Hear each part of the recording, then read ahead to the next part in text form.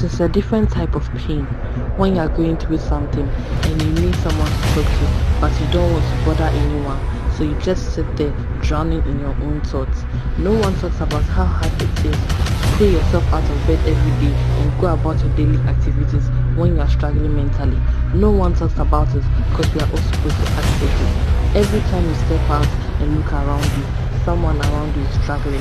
Statistics say multiple people you see around you didn't want to be out that day. Across Ghana, mental health remains a critical issue with many individuals struggling silently due to the stigma surrounding mental illness. Mental disorders such as depression, anxiety, stress, among others, are affecting countless lives, yet there is still lack of awareness and proper support system. It is time to break the silence.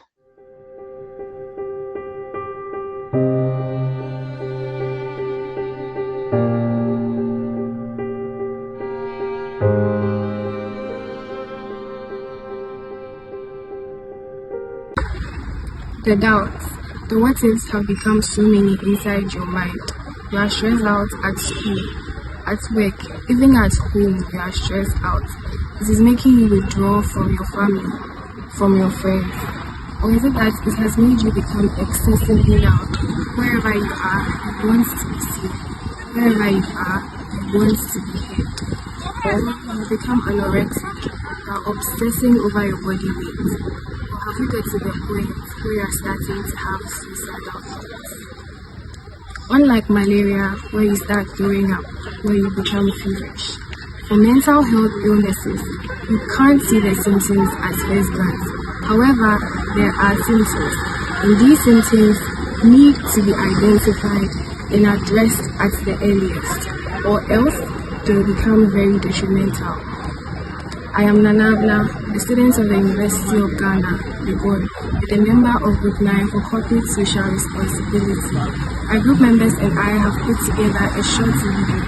Please stay and listen and be informed about mental health awareness.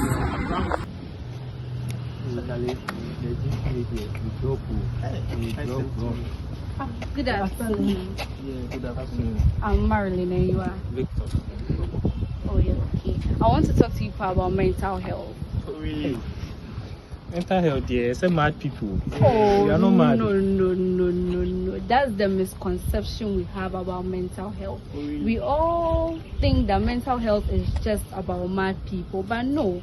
Mental health is not about mad people. It's about the state your mental health is in. Some people are actually not okay. They have a lot of things on them that they wish they could share with somebody, but no, they keep it to themselves. And because of that, they are depressed, they go through anxiety problem, they withdraw from everybody, they don't do anything at all, they don't even talk to people, they become rude. People think they are rude, but they are not rude. It's their mental health that is deteriorating. And then can you explain it? I can see that a lot of parents are in depression. Oh yes, a lot of people. The World Health Organization made us understand that 1 out of 8 people everywhere suffer from mental health problems. Yes, a lot of people suffer from mental health problems. It makes them stressed. It makes them, even because of their depression, they try to take substances, drugs, cocaine, weed, so that when they are high, they feel normal. But when the drugs wear off from their body, they start feeling depressed and withdraw from everybody again. And then because of that, they are not able to give off their best in anything they do. If workers are going through depression, it reduces their productivity level. Students are not able to concentrate in class. They're not able to give up their best. Their GPA falls. A whole lot of things happen when people are going through mental health. Yes. God will send them, right? Yes. I didn't have you to talk about GPA. Exactly. All these are some factors that affect your mental health. But one way you can save your mental health is by speaking to a professional. We know the way the adage goes. A problem shared is a problem solved. You can speak to someone, just speak to someone and get that problem off your chest so that you will feel relief. And not just anyone actually.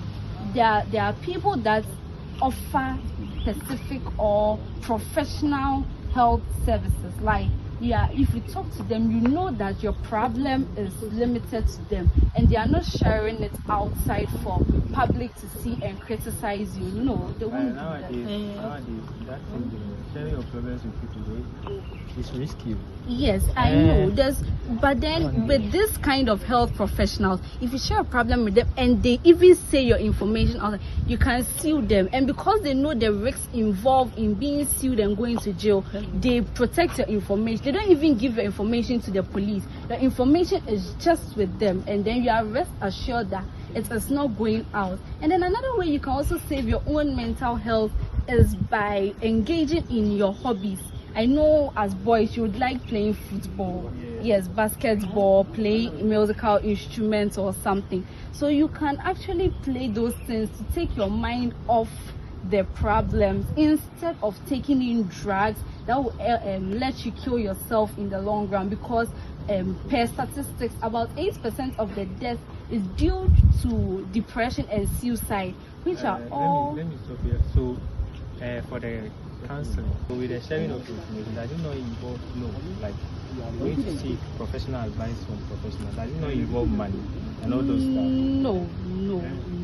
If you look behind you, we have the School's Career and Counseling Center of the University of Ghana. These counselors are just there for you to come and share your problems with them, for them to give you advice and ways you can use to solve a problem. If you come here, it's free. There is no need for you to pay money. You just have to speak to them. They would give you advice. They would give you ways you can help solve your issue you are going through. And then with that way, even it can make you concentrate in class more, and in that way it's boosting your GPA forward and everything. I hope they will not judge me if I share my secret. Oh no. These people, they listen, they don't judge. Yes, they listen, they don't judge. So don't worry, you are safe with them. Are you sure? Yes. If anything, you can just come here and speak to anybody, or you can even find a close friend you know that this thing, the person will not say it outside, and just speak to the person. Okay, then you can speak to the professionals and the counselors. That one day maybe you will consider. Yes, like I've advised you, and that way your mental health would increase, and it would reduce the death rates we are experiencing about mental health. Thank you for your time. I really appreciate it. Thank you.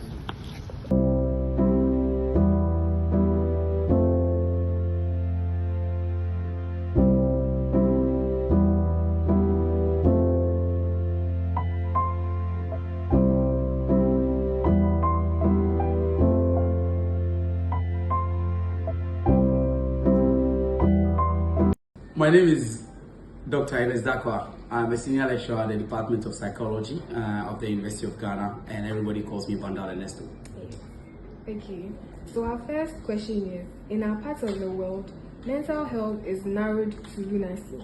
What is mental health, and then what is mental health awareness?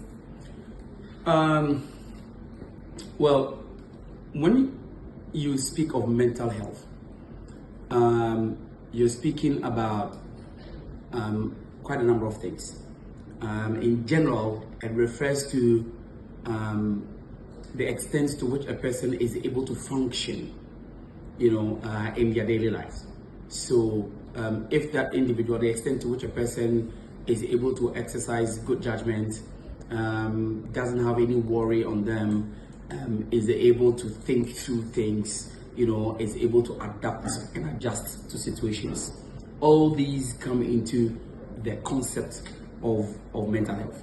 So mental health awareness then would refer to trying to get people to be conscious of the things that can influence their mental health, both positively and negatively, and things that they can also do in order to enhance their mental functioning. Thank you. And to our next question, what is the current state of mental health awareness in our society, even when they go on campus? How aware of students of mental health, and then in our society at large, in our basic schools, at workplaces, and then how can we improve the state of our mental health awareness? I think if you're talking about Ghanaian society, I think we've come far. At least it's better than it used to be. You know, if you look at Ghanaian society, in years past, people that had or were perceived as having mental health problems were stigmatized. You know, people that had, for example, psychiatric conditions were chained, others were beaten, others, they were ostracized from their families and all those kinds of things. Others were taken to prayer camps and traditional healers who had no idea of what was happening to them. You know, people used to be afraid. I mean, if you said that you have depression or you have hallucination, people would be afraid of you and stay away from you. I think we've come a long way from that era. Now, education has increased. A lot more people obtain education in psychology. And the government of Ghana has also taken certain steps to try to increase public's awareness of mental health and issues related to mental health. So, for example, you have the Ghana Mental Health Act that has been passed, you know, which is a law, you know, that has helped to bring more attention to mental health issues in Ghana. The Ghana Psychological Association is increasing it in its membership and in its activities. The Ghana Mental Health Authority has been established. We have a Ghana Psychology Council, and for the first time this year, the Ghana Psychology Council inducted almost about close to 800 people into psychological practice. You know, so all these tell you that we are making progress. Gradually, we are getting there. We still have a lot of work to do. You know, people are now more aware of things that can affect their mental health. And when people feel that their mental health is compromised, I think these days Gen Z guys and you know, the other generations are a little bolder in coming out to look for help. It wasn't like this before. So the state of awareness is increasing. And we need government support and investment. You know, as of now, the amount of the national budget that is dedicated to mental health issues is it's something I can't even mention. It's very, very tiny. Do you understand? The bulk of the budget for healthcare is given to other versions of healthcare. Mental health takes a very minute part of the budget. I think there the government should do well. You know, increase the budget, increase the investment in mental health issues so that we can protect ourselves. We do not actually have to stigmatize people who have these conditions, because it can happen to any of us. Indeed, it can happen to any of us. We've heard a lot about mental health. So what can we do to check the state of our mental health? What can we do in our daily lives to see, oh, my mental health is fine, I'm going in the right direction? What can we do? Okay, so I would encourage anyone who listens to this interview or watches this video to try and Google the 15 styles of cognitive distortions. 15 styles of cognitive distortions.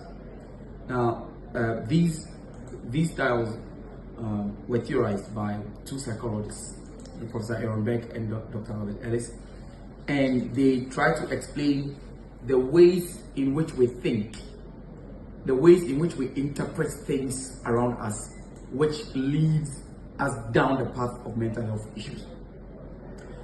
The best way to check your own mental health is to always maintain awareness of the way you think and the way you interpret issues, right?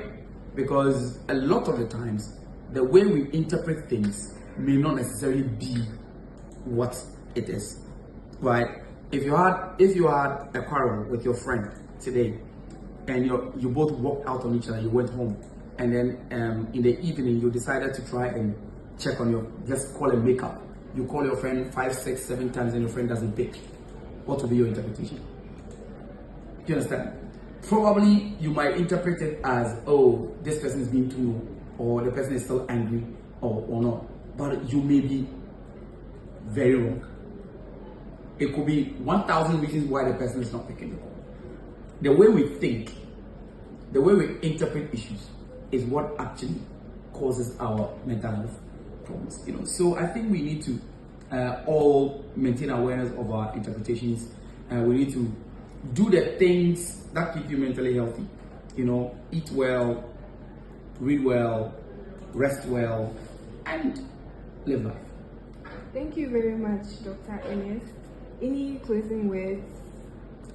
Oh, I missed my class at the business school. We missed you. Yeah. When I next door in the house, I'll see you soon, I hope. All right. Yes. So keep pushing and make a first class. Thank you. Thank you.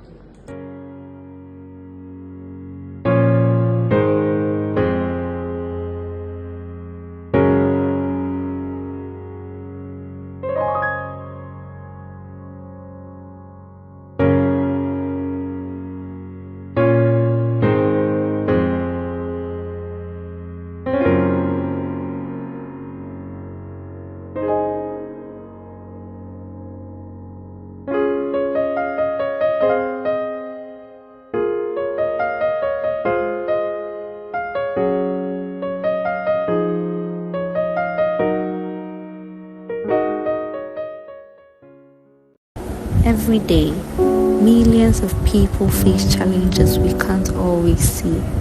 Anxiety, stress, depression, they affect 1 in 4 of us. Yet so many of us suffer in silence, afraid to speak out, afraid to ask for help. Did you know talking to someone can reduce stress by 30%? Seeking help is a sign of strength, not weakness. There are people who care and have resources to help.